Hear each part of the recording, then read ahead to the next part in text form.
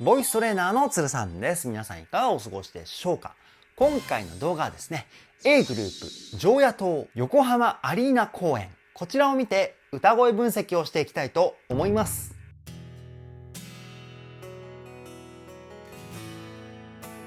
つるさんのボーカルルーム。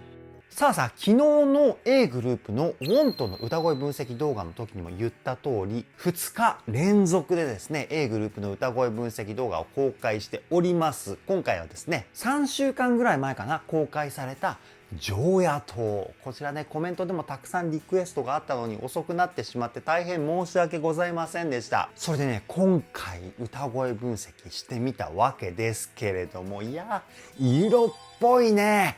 一曲通して大人な色気がですねものすごく溢れている楽曲、それが常夜灯なのではないでしょうか。その大人っぽい雰囲気に対してですね A グループの皆さんもものすごくたくさんの声で表現していて、僕はね感動してしまいました。そういった感じでどこよりも丁寧に、そして細かくをテーマに歌声分析しておりますので、ぜひ動画の最後までお付き合いよろしくお願いします。つるさんのボーカルルーム、こちらのチャンネルは私つるさんが現在気になっているアーティストの魅力を伝える歌声分析動画をメインで公開しているチャンネルです。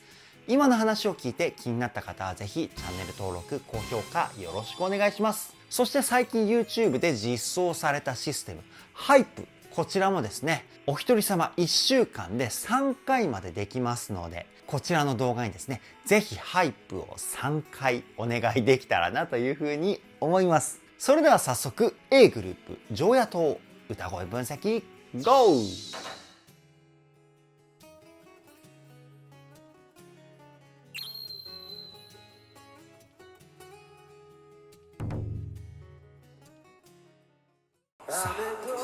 おいやばいね。色気がやばい。素晴らしすぎますね。アメントアメント、こんな感じかな、僕がやると。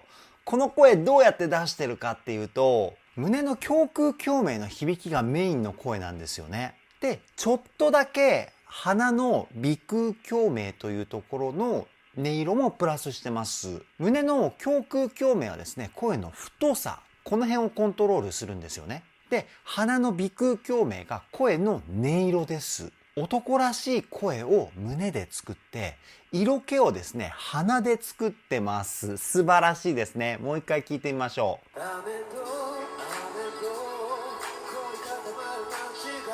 う。街がのこの最後の音がすごくおしゃれ。多分普通の流れだったら凝り固まる街がなんですよね。ちょっと暗いような雰囲気でこう流れていくのが普通の流れなんですけど、でも凝り固まる街がちょっと明るい雰囲気があるじゃないですか。こういうの僕ね大好きですね。次いきますよ。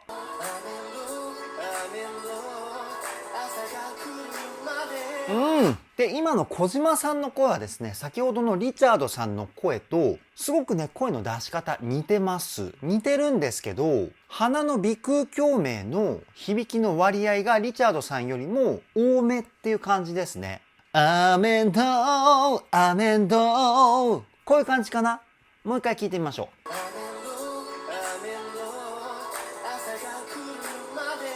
う。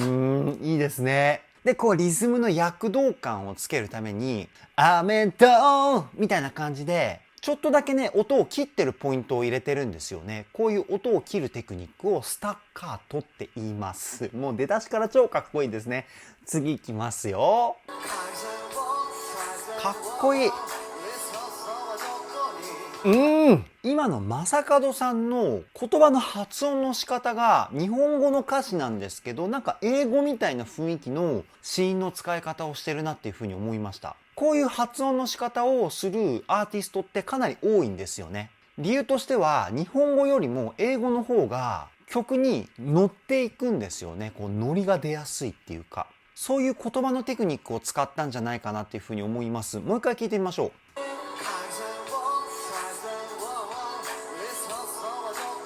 ほらほら、全体的にすごく子音が強く出てますよね。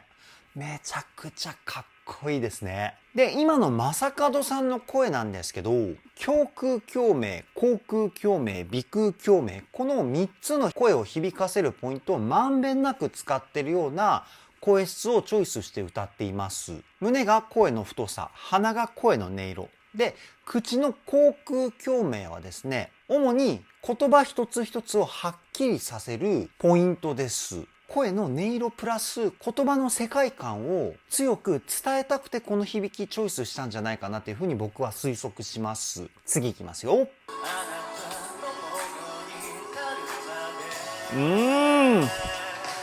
イケメンボーイ佐野さん。口の奥がよく開いている声かなっていうふうに思います。ラーみたいな声の広がりがすごいですよね。でも鼻の鼻腔共鳴の音色も使ってるので甘い雰囲気も出てるんですよね。すごく心地いい音色ですね。もう一回聞いてみましょう。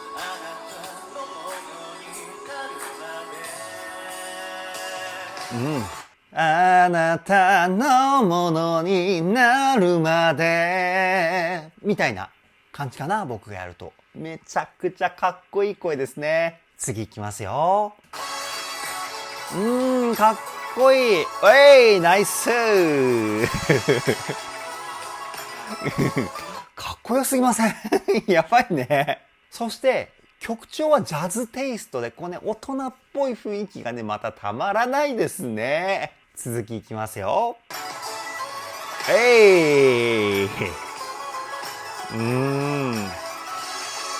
いや、いいね。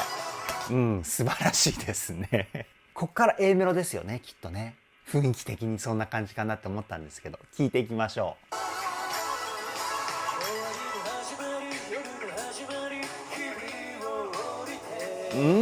で、この末澤さんの声なんですけど、音域的には低い音、中低音域ぐらいかな。終わりの始まり、夜の始まり。このぐらいの音域。で、男性だったらこの音域、普通は地声で歌うんですけど、末澤さんはここの部分からもうすでにミックスボイスっていう地声と裏声の中間の声を使っています。地声だともうちょっと声に張り感がプラスされるんですけど、こうふわっとした雰囲気がすごく際立っていて、優しさを感じる歌声ですよね。もう一回聞いてみましょう。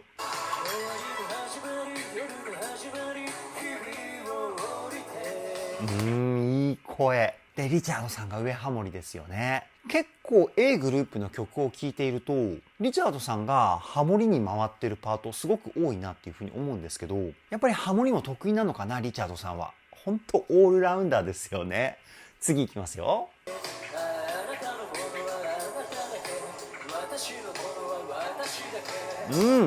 いや、すごい低い音までミックスボイスですね。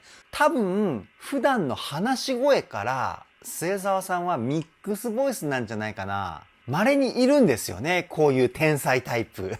自分がミックスボイスで喋ってるって気づかなかったっていう人。僕も今までの生徒さんで2人ぐらいいたかな。もうね、何百人って見てる中での2人なので、すごくね、選ばれた人間っていう感じの歌声なんですけど、ほんと羨ましいですよね。もう一回聞いてみましょうか。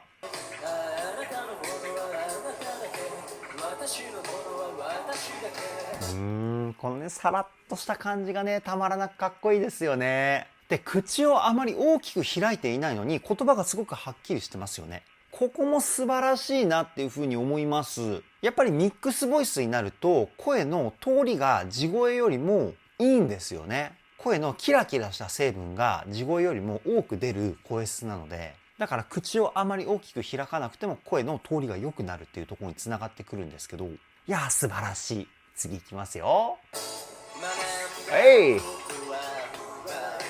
わ、すごい。いやー、この低い音、やばいね。奪えない。この音かな？間違ってたらごめんなさい。いや、すっごい低いですよね。で、低い音っていうのは声がバックのサウンドに埋もれがちなんですよね。こう、もこもこした成分が出て、声がこもっちゃうんですよ。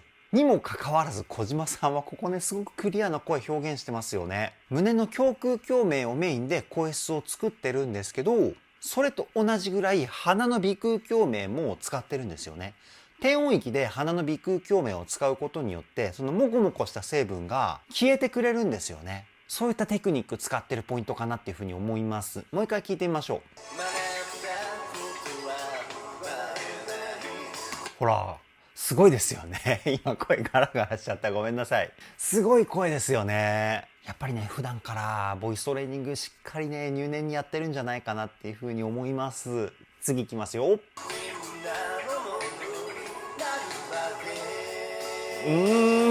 かっこいいね。みんなのものになるまで。こんな感じかな。胸と鼻、この2つを中心にした歌声ですね。めちゃくちゃかっこいい。すごく大人っぽい雰囲気がたまらないですよね。もう一回聞いてみましょう。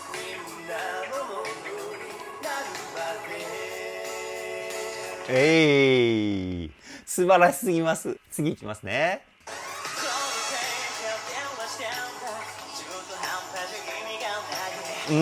いい。なんかやんちゃな感じがする歌声ですよね。佐野さんも本当にいろんな声を持っていますよね。かっこいい声もそうだし、優しい感じの柔らかい声もそうだし、今回みたいなね、やんちゃな感じ。この声は僕初めて聞いたかな。中途半端じゃ意味がない。みたいな。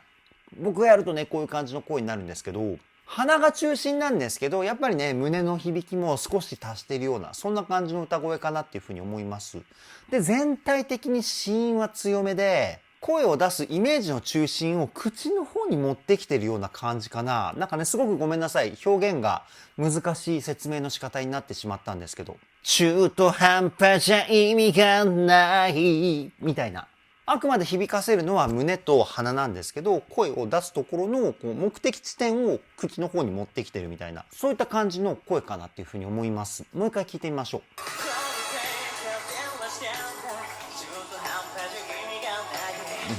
かっこいいですよね。意味がない。で、この最後のね、こう、息を吐き捨てるようなテクニックもね、すごくかっこいいですよね。次いきますよ。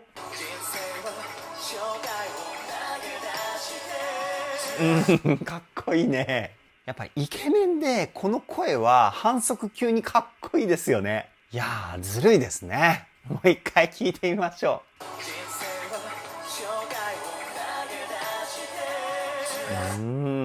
で、ビブラートも、てーんみたいな感じでこう細かい揺れ。これをちりめんビブラートって言います。横隔膜をですね、こう揺らすタイプのビブラートなんですけど、今ね、こう揺れをちょっとこう手で表現しようとしたんですけど、なんか中途半端でしたね。ごめんなさい。こう、でーみたいな感じの動きします。横隔膜、みぞおちの部分ですね。割とこの手のビブラートはですね、コントロールして声を揺らすというよりも、癖でやっちゃうタイプの人が多いですね。佐野さんもこのちりめんビブラートは癖でやってるような気がします。次いきますよ。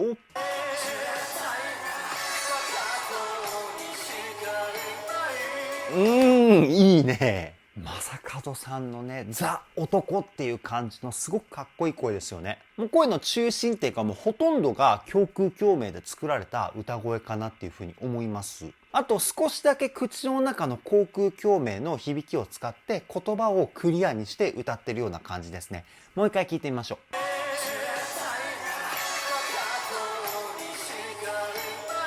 う。めちゃくちゃかっこいいですよね。バカとのこのね、泣きの歌い方もめちゃくちゃセクシーだし、鬼しかいないみたいな、この高い音なんだけど、胸の響きをしっかりとキープして歌ってるから、音域が高くなってもかっこいい太い声のままなんですよね。これね、すごく難しいテクニックです。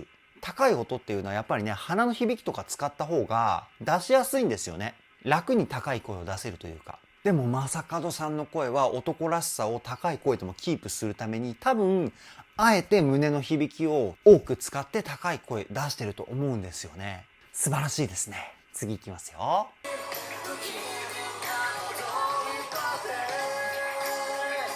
かっこいい。大人っぽいたくましい声の正門さんと少年のような末澤さんの歌声のね、このハーモニー。すごく正反対な声質なようで、ものすごくこうね、溶け込んでますよね。いやー、素晴らしいですね。もう一回聞いてみましょう。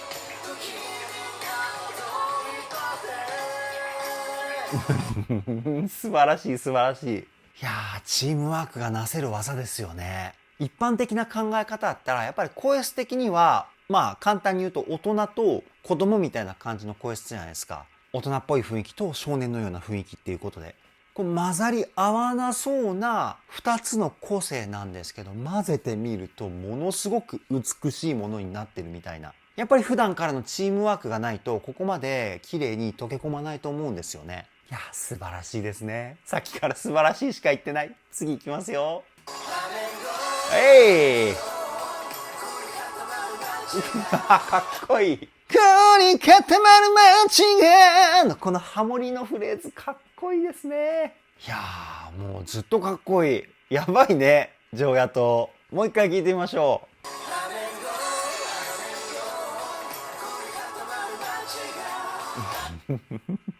もう良すぎて笑うしかないですね。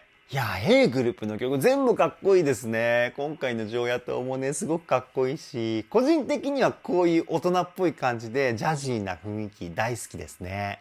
次いきますよ。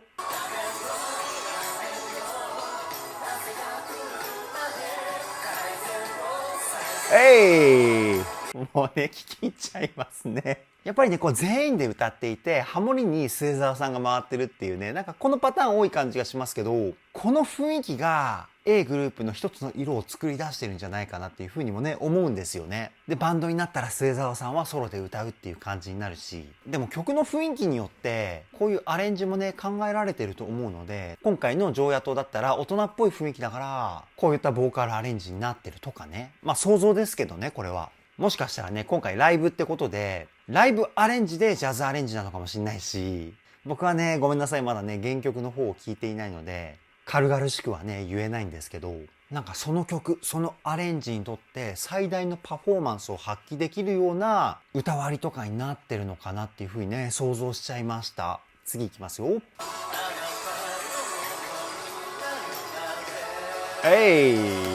いやこういう大人っぽい雰囲気であなたのものになるまでなんて言われちゃったらキュンキュンしちゃうんじゃないですか、女性の皆さんは。すごいですよね色気がね。いや常夜灯っていうタイトルだから僕はね海釣りをするので、なんかそういう釣りにまつわるようなとか海にまつわるような感じの曲なのかなと思ったらね、まさかこんな大人っぽい感じの曲とは思わなかったのですごくびっくりしました。いい意味で。次いきますよ。わっ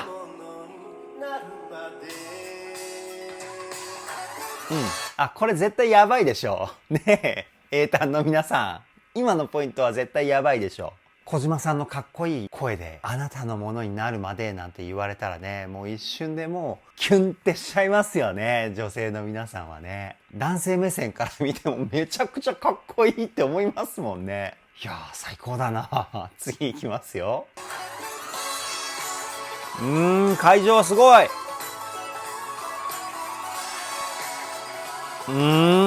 でこのライトスティックの色は各推しのメンバーカラーの色をチョイスしてるんでしたっけ。コメントでね以前教えていただいたと思うんですけど、なんかねそんな感じだったと思います。このカラフルさがね最高ですよね。すごく綺麗な会場です。続きいきますよ。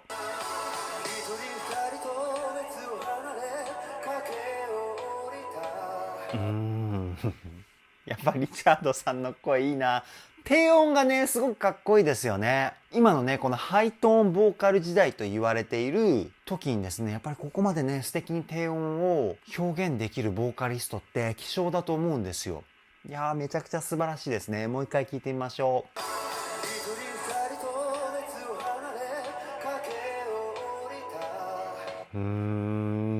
いいですね。ララララララみたいなこんな感じかな。あまり鼻の響きを使ってないのかな、もしかすると。今胸と口中心にしたらリチャードさんっぽい雰囲気に近づけたかなっていうふうに思ったんですよね。その代わり喉の奥をやっぱりねちょっと広げるんですよ。ララララララ。そうすると鼻の響きを狙わなくても自然と少しだけ鼻が響くんですよね。5対4対1みたいなこんな感じの声質バランスになるんですけど、もしかするとリチャードさんの声の出し方、これにすごく近い感じの発声方法なのかもしれないですね。次いきますよ。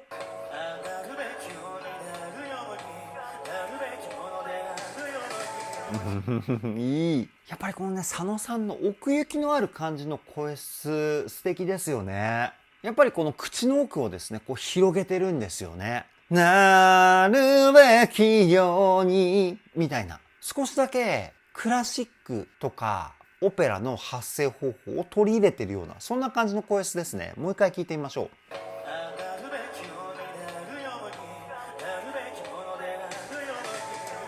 スノーマンの渡辺さんの声の出し方にちょっと近いかもしれないですね。口の奥をちょっと広げて、で、鼻に声を入れるんですけど、声を出す中心のイメージをここに持ってくるみたいな、そんな感じの歌い方。もしかして佐野さんってスノーマンの渡辺さんを尊敬してたりしますか？なんかね、歌の雰囲気がすごく近いなっていうふうに思って、その辺詳しい方ぜひね、コメントで教えていただけたらなって思います。次いきますよ。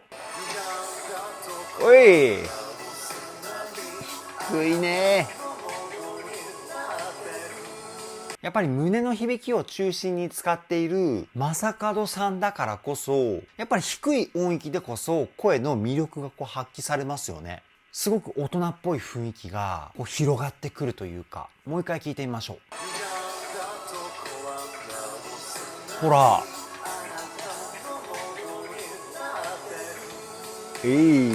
色気がやばいですよね。いやー、こんなに若いのにこの色気素晴らしすぎますね。次いきますよ。いいね。このメンバー間のパートチェンジの声質のギャップも素晴らしいですよね。先ほどの正門さんのすごくこう大人っぽいね、色気たっぷりの歌声から、小島さんの今回はこういい意味でちょっと軽い感じの声質っていうかね、ララララみたいなこう明るい感じというか、この声質チェンジのこうシーンがね、一気にガラッと変わった感じがたまらないですね。もう一回聞いてみましょ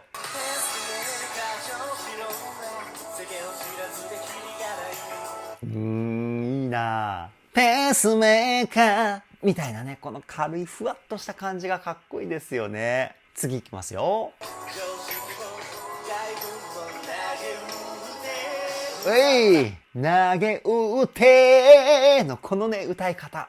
いいね。で、この部分で口を大きく開けて、声の響きをこうね、前に持っていってるんですよね。だからこそ出るこの勢いなんですよ。もう一回聞いてみましょう。ほらほら、もうぐわっとこうね、最後のてーのところでこう、勢いがね、ついていますよね。超かっこいい。次いきますよ。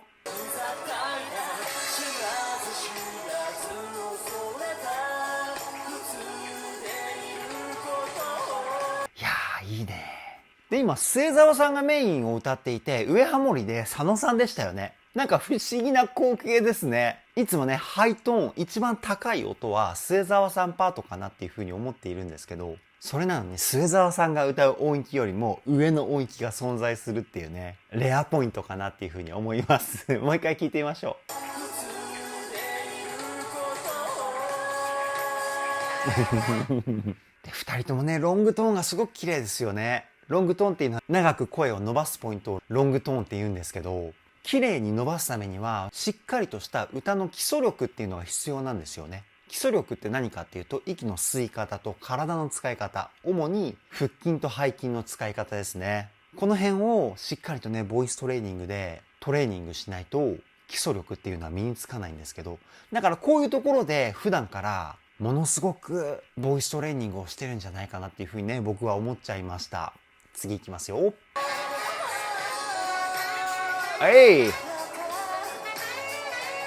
かっこいいね。こうね、メンバーが歩いてるシーン、僕ね、すごい好きなんですよ。なんかね、めちゃくちゃかっこよく見えちゃう。皆さんはいかがですか？こういうね、一緒に歩いたり走ったりしてるシーン、僕ね、大好きなんですよね。続きいきますよ。かっこいいですよね。これはあれかな？センターステージに向かっていく途中なのかな？そういうことかな？で最後の大サビはセンターステージでみんなこうね近い距離でパフォーマンスをするみたいな、そんな流れなんじゃないかなっていうふうに思うんですけど、見ていきましょう。違うごめんなさい、違いました何を語ってるんだろうってね、ちょっとね恥ずかしくなっちゃって今ね止めました。まあ歌い出したっていうのもあるんですけど、大変失礼しました。じゃあ歌い出しから聞いていきましょう。お、あーかっこいい。ここで転調するんですね。転調っていうのはキーが変わることを転調って言います。今のポイントは従来のサビよりもキーが下がったのかな。こういうキーが変わることを転調って言います。さっきも言いましたけどね。で、佐野さんの歌い方ね、色気やばいですね。もう一回聞いてみましょ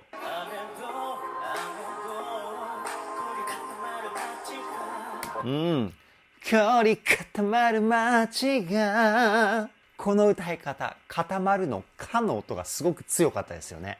で、街がのこの最後のがで鼻で声を抜いてるんですよね。ちょっとだけウィスパーボイスって言われる声に息の音が混ざるテクニックを使って、街がみたいな、こんな感じの歌い方してました。次いきますよ。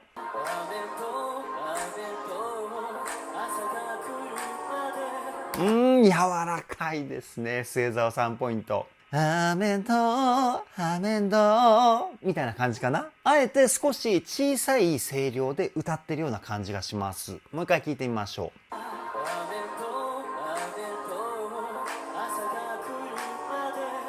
朝が来るまでみたいな声量を落とすと自然な囁いてる雰囲気が出るんですよね。おそらくね、そういう風に実際に自分がこの曲のストーリーのここの位置に登場していたら、こういう感じで語りかけるんだろうなっていうイメージをしつつのこの歌なんじゃないかなっていう風に僕は推測します。次いきますよ。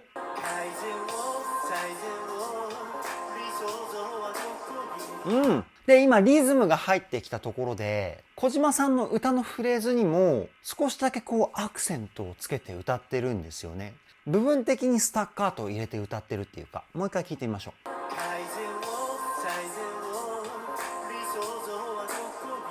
改善を最善をみたいな、理想像はどこに、こんな感じかな。ほんの少しだけ音を切るような雰囲気をつけてるっていうところがポイントですね。次いきますよ。いいね。で、今の正門さんの最初のところウィスパーボイスでしたよね。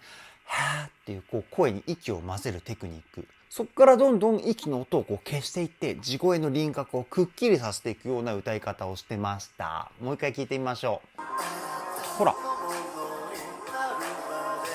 ほらほらほら。声質を使ってのクレッシェンドみたいなね、徐々にこう盛り上げていくっていうテクニックなんですけど、で、最後の大サビにつなげるっていうことかな。言ってみましょ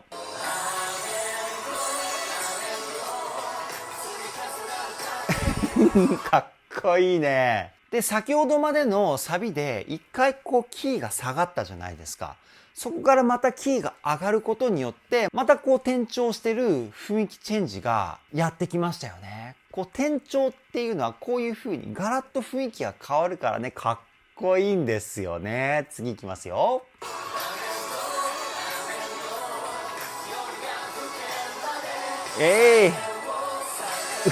かっこいいこのバーンってところがかっこよかったですよね。もう一回パンから聞いていきましょうかね。僕ねこれ大好きなんですよ。バーンってほらほら。もう僕の大好きなものが全て詰め込まれているような楽曲ですね。常夜灯は。次いきますよ。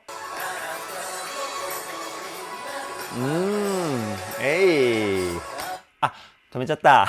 ごめんなさい。今のところで終わると思ったら、まだもうワンフレーズ残ってましたね。じゃあ時間的にね、残すところあとワンフレーズだと思いますけど、聞いていきたいと思います。あ、なるほどね。いやー、最後はこう、リッとして、末澤さんが締めるんですね。リットっていうのはテンポをこう徐々にね、落としていくみたいな。曲のスピードが徐々に遅くなっていくみたいなのをリットって言うんですけど、いやー、たまらなかったですね。以上、A グループ、常夜灯歌声分析はここで終了です。いやー、もう大好きです、常夜灯。この大人っぽい雰囲気にしっかりとね、雰囲気を合わせてくれている A グループの皆さんの歌声がね、最高すぎましたね。いやー、本当に A グループの表現力の広さには毎回驚かされます。カバー曲とかもね、聴いてみたいなっていう風にね、思いますね。カバー動画とかね、公開してくれないかななんてね、密かにちょっと期待しちゃおうかなって思ってます。これからも A グループ全力で応援していきたいと思います。それでは今回の動画はここで終わりです。動画の内容を気に入ってくださった方はチャンネル登録、高評価よろしくお願いします。ではでは、ボイストレーナーのつるさんでした。